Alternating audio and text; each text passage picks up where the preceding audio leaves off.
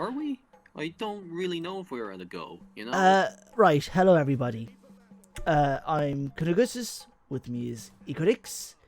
We are, Hey, how are you all? How are you all? I hope you're yeah, all doing grand, because I sure as am not, because he's giving me grief left, right, and center ever since we did our initial test run, and the stupid idiot forgot to turn on his OBS or adjust his settings, so we have to do no, a it's second nothing test. to do with me, just OBS, I switched on microphone OBS, but it seems like it just disconnected my microphone, and so I just had to reset it, that's all. It wasn't a big Yeah, well, deal. that's just him making mistakes as always. I Anyway, let's didn't not make any harbor on active that now. What's mistakes. going on here? Shut it. Anyways, sorry for that distraction. We're mustering our armies now. So we had the Roures reforms kick in not long ago. So there's some slight Finally. there's some slight reconfiguring of our armies to accommodate some of the newer troops. So what are some of these new configurations exactly? Fitting in my Terraeporoi is a good case. Adding in some of my new Terraeus cavalry. So that's the gist of it, really. So I'm just recruiting my Thracian Terraeus cavalry and my Seleukidai Hippes. And we're just sending our spy down further east. We'll fail again, most likely. Well, I'm just sending him down to just get info, get intel. Knowing the AI, it's probably gonna be like shitty info, and then he'll report, and then it'll just be useless, you know. Because like I'm really not surprised anymore at this point. I've already told you before that DEI nerfed agents a lot. I know. So I'm just pointing it out is all. okay, anyways, so our governor here, Governor General, has leveled up. So we're just sorting out a few of his little skills here. But yes, we've had, it's been quite a while since we did another recording session. Yes, indeed. Yeah, we're being attacked by some Pontic rebels, Pontic pirates, but it wasn't worth fighting that. But yeah, in the process, I was actually going to start a different series and we're probably going to put this one on hold at some point. Still don't know whether we're doing that or not. Yeah, the general issue is, like, when you started recording, he ran into a few bugs and issues because they were still running through the updates. So basically the thing here is, I made a series of changes on top of, whatever, using a bunch of submods. And they probably caused a series of ripple effects that have disrupted and just caused a lot of problems and stability issues. And a lot of it's kind of killed a lot of my enjoyment and motivation to be doing all this. So I kind of thought about taking a break, do a different series, and I started recording Warhammer 3 campaign as Drika. But it went fine. But in the meantime, what happened was I did only one recording session, about 2 hours of footage, 10 battles, saved as replays.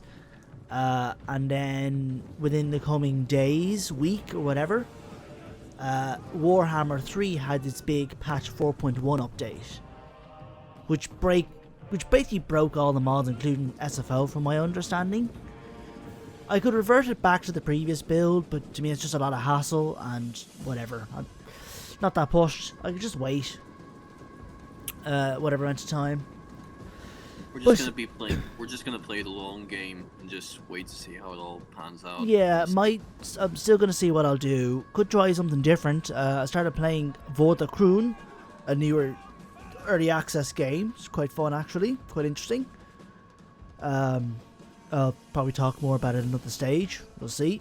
But anyways. Yes, we should probably get back to what's happening right here, right now. Yes, so we are fighting, I believe it is Parsa. I think we were besieging their provincial capital. This might have been Ecbatana. And they've sallied out, if my memory is correct. We were too absorbed in our conversation to pay very close attention to what was happening. However, we are deploying our troops. I'm sure this battle will go pretty handily enough for us. We're maneuvering our cavalry to go around the enemy. Our armies are pretty standard formation. We have our pike troops, silver and bronze shields. We have our elephants, our cavalry, our Tereos infantry, and Galatians. Sure, it's the same old, same old. What can you do? This is our Tereos spears. It seems that at this patch of DEI, this is 1.3.2. The Tereos spears got a visual update. Yeah? So they look different compared to just the standard generic ones. And So it's just a cosmetic change? yeah, That's it's just a cosmetic change, but still nice to see a more distinctive Seleukid appearance. Really? Was the other one just like a generic looking spear, or just... Generic-ish Tereos spears with I think their shields having some like the Seleukid anchor on it. That was kind of it. You have some Royal Peltas they're fighting. But yeah, now apparently now that the new update 1.3.3 or 1.33, which is the current now update for DEI, has included some visual changes to Tereos swords. The Seleukid Tereos swords got a visual change, along with the So Royal are they Peltas. more accurate in this update, or It's less about actual inherent accuracy because not like a Tereos swordsman was simply just a swordsman. If we want to say there was a Tereos swordsman, a Tereo Poros was simply an infantryman who wore probably a tunic, maybe a linothorax, had a spear or throwing spears, a Tereo shield, a helmet, and a sword. That's all we can say that they look like. Oh, I know. When I said what I meant by accuracy, I just meant like in the same vein as the spears, or like... Yeah, I guess looking more unique and distinct compared to other generic Tereo swords is essentially what it is, and it does seem to be following a vaguely similar scheme to the spears, particularly with the shields having the kind of silver shield Tereos. That's what it's called, that shield design in the game, Silver Shield Tereos, because it's originally kind of part of the Silver Shield Swordsmen. It's kind of meant to be their shield. But it's kind of been used for a few more units, which is fine. You know, it's grand. It's a nice looking shield. But anyways, so our Royal Peltas are fighting on that side, on our right hand side. And we're just moving our Galatian spears in to assist. Looks like our elephants took some losses. Jesus, already? And this is our Gallo-Thracian cavalry. You know. And that's our Hippes, the Seleukid Hippes. Well, they seem to be putting up a decent fight regardless, so... Yeah, attacking enemy skirmishers.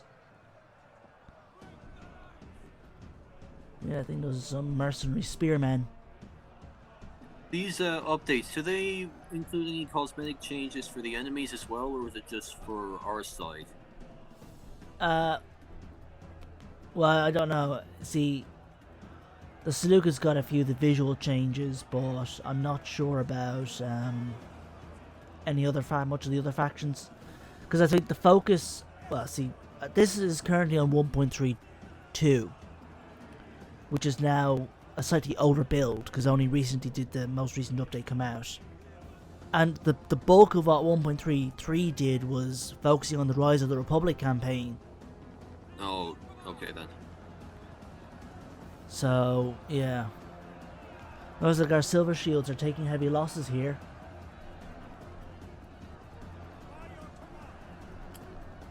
Bronze shields are holding. And they're advancing. Rather strenuously from the look of their AI. And here's our Agama. I'm curious. I noticed that certain spearmen only have like one spear, and then others have 3 spears. Is there like a difference between? Is it like a difference between strengths, or? Are you talking about how wrong? some spearmen are holding like javelins, throwing spears? Yeah. Those are javelins. So they're spears that they throw, and then they will. So what those little spears that they're holding onto are throwing spears. Oh. Or precursor javelins. So the idea would be that they would throw them before they get into a close quarters fight. Oh, okay, that makes sense then. But yeah, and I think that's us having won the battle. The enemy are routing. Oh, here's our backup elephants. Yeah, our elephants coming in from behind. But yeah, we just saw some of our Galatian swords there fighting and killing some dudes. But yeah, that's Barbara, I think. Yeah? Getting pinned there. Yep, Sparbara. Ah. So yeah, we're just in the routing phase. That's our Tarantines chasing down some enemies. I don't see any enemies. But yep, So from the looks of things, we've got the hold down mountain range. So there's a few guys retreating away. But that's our Terreo swords. Those are Syrian elephants. Oh yeah, Syrian elephants have now been added to the Seleukid roster properly. really, Yeah. So they replaced the kind of Indian armored elephants that they used to have. with like proper Seleukid elephants. Yeah, basically. With the Syrian elephant. Or Syrian. Which is Yeah. basically just larger Asian elephants. Asian elephants that were kind of bred to be particularly large and useful for battle. Jesus, we needed a Tyroi army just to chase down one man. The Hittyroi unit. It's the Hittyroi. Yeah, that's my general's bodyguard. It's a bit excessive, but okay. Well, it's just a unit in general. It's not an army. It's just a unit of Hittyroi. I know. It's just, I find it funny that it requires a unit to chase down one runaway soldier. I don't know. And that's our Again, game out AI, there. I know. It's just the way the game's on. You have a unit chasing something down. That's how it's going to work. Not everything is AI. That's just how the game is programmed. But anyways, yeah, the Hittyroi and the Gamer are the two cavalry guard regiments of the Seleukid. So typically their kings would have been had either as their bodyguard. And the general distinction is that the Hittyroi are thought to be the Greco-Macedonians, settlers, and the Gamer are thought to be more Eastern, you might say, like Medians and the like. It's the more kind of Iranic nobles. That's the thought anyways, about the distinction between the two regiments. Which is quite interesting. But yeah, that was a nice victorious battle. So yes, it was outside of Ekbatana. A heroic victory. Ah, we haven't had one of those in a while. Yeah. And I killed the treacherous captives.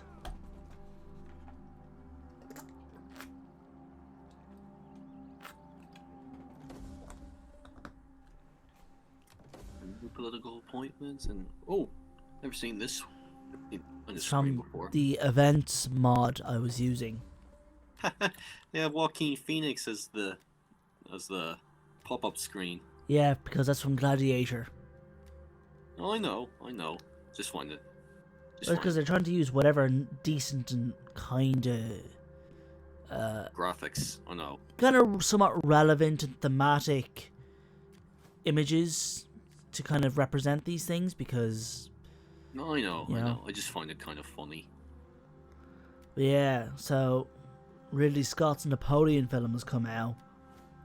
I haven't Yeah. seen it, and I've heard decent things about it actually. well, one thing I'm hearing is that Ridley Scott's an awfully defensive man when it comes to historians critiquing his stuff. I think he's just always been like that. Honestly. Oh yeah, apparently he's always been that way, but Jesus, dude. Do you have to be so defensive? Were you there? Apparently that's one of his responses, was as well as get a life. Really, they do have lives. Their lives I saw one of his religious movies in cinemas back in 2014. I think it was the can't remember. It was the one with Aaron Paul on it, and I think it's like Exile or something like that. It's the one about I think the Exodus. Exodus, yeah. I think it was Exodus actually. About the Moses story. Yeah, I saw that in the cinema back when it was released. I didn't think too much of it, honestly, but yeah, I think he was the same level of defensive back then as he is now, honestly. So yeah, as far as I understand, he's always been a bit defensive when it comes to. He makes historically themed works, but doesn't always care about the actual history. So when you have historians go, well, like, these things that are depicted didn't exactly happen this way, or these people weren't exactly like this, he seems to get all defensive about it, from what I gather. I think it also comes from the fact that, as far as I'm aware, most of those historical epics weren't always the best reviewed, let's just say. So I could also factor into things as well. I'm not saying it is, but it could. I know one issue with his Napoleon film is that Joaquin Phoenix is fucking too old to play Napoleon. As I understand, most of Napoleon's great accomplishments happened when he was like in his 20s to his 30s. Well, I don't know. I mean, Joaquin Phoenix always looks. I think he's always gonna kind of look a little young in my eyes. He looks pretty like a. And even think some are saying his performance isn't great. But the thing is, I think Napoleon was in his 20s to 30s when a lot of his great successes happened. Sure, if he wanted someone young, he could have gone with Paul Mescal. I mean, he's already going with him for Gladiator 2. So, I mean, if he wanted someone younger, he could have gone for someone like Paul Mescal or something like that. I don't know. Perhaps, but he chose not to. I know. Just saying. I know. Who would you have cast? I don't know. See, I wouldn't be that versed in great. I'm not great at like, oh, such an actor would be great for this particular historical person. So I don't really know Napoleon all that well to begin with, so I wouldn't even know who to start with. But yeah, I suppose the thing for me is, again, this is not my area. The one thing I know about Napoleon, I know a few things, I suppose, but one thing that sticks out, I remember, is as a fun little historical tidbit, was that the guy was Corsican. So he was from Corsica, and so I think he spoke French with a Corsican accent. Almost Italian. Of course, the movie has to have British accent because why not? But whatever. I guess the thing, I suppose, for me, if you speaking of, I guess, historical works and iffy casting, apparently Netflix are doing some film about Hannibal Barca in the Second Punic War, and apparently Denzel Washington is being Hannibal Barca. I'm just like, what? As people are like, what? Put aside the racial issue because that's a touchy area. To suffice to say, Hannibal was Phoenician, basically. So Phoenicia is basically modern day Lebanon. So he would have more likely looked like a Middle Eastern man. Let's put it that way. But put that aside. Let's put race aside. One of the other problems with Denzel Washington is he's fucking too old. I think that's something. He's older than Hannibal was when he died. In the Second Punic War, at the start of the Second Punic War, Hannibal was like in his late 20s. If my memory is correct. Same as Napoleon. Mid to late 20s, I think Hannibal was. I think he was 26 when he got command of his father's army. And I think he was about maybe 28 when the Second Punic War started. And the war lasted about 16, 17 years. So it ended when he was probably like in his 40s. And he died, I think, maybe in his 50s from suicide. Ouch. Because the Romans were, they were very afraid of him, so far as I understand. And I believe even after he was kicked out of Carthage, forced out of Carthage, they were sending agents after him, assassins and everything after him. And I think as a kind of final middle finger to Rome, he took his own life. So goes the narrative, at least. I'd need to kind of look into it myself and actually read what the ancient sources say. I need to do that more. But that's my general understanding. The key thing is, I think Washington's like, what, probably in the 60s? I mean, like, I guess it could be down to a thing where, like, certain producers or directors, they look at a guy and don't necessarily, like, they know they could be in their late ages or something, but they don't always necessarily look the age, perhaps. Like, you could have someone who's probably in his 50s, but he could still look as though he's in his 30s. I mean, like, I think it's more of a general look feel. I think it's more of a looky feel rather than like an actual age deal or something. Maybe they just don't care about the age at all. They just want him to look good, or they just Suppose they care about star power. I suppose a lot of it is about star power. Yeah, I know. It also comes down to star power as well, but they also probably don't care about the ages. They just want like whoever looks good as well, you know, and who also has star power. Yes, but I suppose this is me who's concerned about the actual history at times, who feels like I think you got to keep in mind about most producers. they don't care.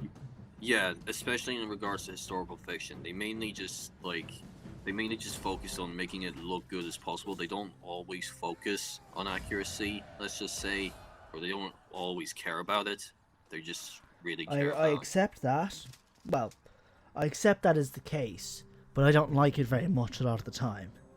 Well, you don't have to like it. I'm just pointing out that that's usually how it goes with these producers, honestly. And it really just comes down to a filmmaker who cares about accuracy a lot more than the producers do, and if they're willing to go along with this. And sometimes they don't. That doesn't always happen. There are a few occasions where it does, but it doesn't always happen, honestly. Yes, we just kind of have to. I think we're just gonna have to accept that, you know. As I say, I accept it, and I suppose in many ways I have. It's just, I just also kind of will raise eyebrows for some of these things. No, it's a lot of things are eyebrow raising, and yeah. No, I understand it. I guess that's the thing. I suppose I'm not a filmmaker myself, of course, but I would kind of feel like if I were in such a position, and I was trying to make a historical work, I would want to try and make it as pretty authentic and faithful. Granted, I'd be the kind of mindset, at least. I know you're the filmmaker here. You'd be the historical accuracy kind of guy. Yeah, I would. Let's just say I'd be also of the interest to go as far as try to be as faithful as you can, even to the language of the period. Well, you would be. So in a film, you would be considered a historical accuracy guy. Basically, you'd be the guy that the filmmakers would refer to you as like, okay, so we want to do this, and does this seem right?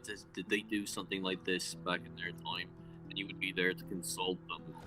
I suppose, in a sense, I suppose you'd probably want more like almost a group of specialists, because when you get into like academics, the thing is sometimes your area is really specialized.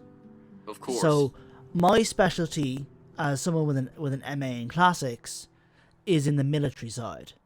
Very specifically Hellenistic, like Seleukid, kind of like Republican Rome, and a certain degree of like the continental Celts.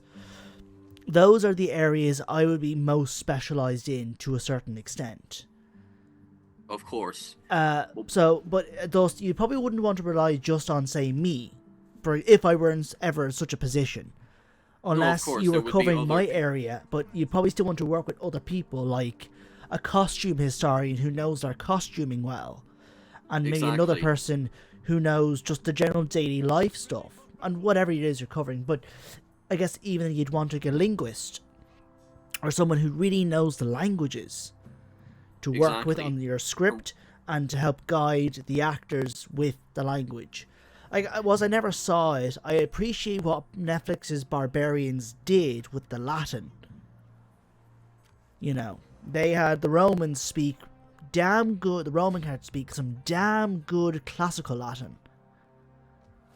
I think these were Italian actors, but they got them to speak with the restored classical pronunciation of Latin. Also, one of the things you need to keep in mind, if you're, like, even though you'd be hired as an accuracy kind of guy, you'd also have to keep in mind that sometimes being accurate wouldn't always necessarily turn out well for the story. Like, there could be an example where I understand that. There's this big action, there's this big climax at the end or something like that. And then you explain to them that it didn't exactly happen that way. Well, like, yeah, as I'm saying, I suppose the thing here is, of course, even in the best of cases, even in the best of cases, happens in real life doesn't always necessarily translate well to a good moment on screen. So they do as I was trying to say here, even in the best cases, I do respect and understand that liberties will have to be made in some avenue. Either because we just don't have the information, or maybe just because in the effort to tell a good story, you may have to take liberties, or just to make it more digestible. Not even just because people don't get it, but because you may get too many people in, too many characters, and it could be either just to compress some of it. I accept all that, and I will respect that those can be necessary sometimes, and that is fair. I guess it's the idea of, yes, in allowing for that, still try otherwise where possible to be as damn faithful. You know, whilst I guess is where you have kind of fidelity, authenticity, and not pure accuracy. Of course. And at the very least, try to be more on that side of fidelity and authentic. You will have to take some liberties. Maybe you'll just have to make your own interpretation of the evidence, but it could be anybody's game in how you interpret that. Like, just as a random example, I guess you could probably, whilst taking liberties, but could still work, tell a story of Seleucus Nicator and his first wife Apama, I think was her name, and you could look at that as maybe a love story. Maybe it wasn't, who knows. But the fact was, of Alexander's generals, he was the only one to stay committed and married to his Iranic wife.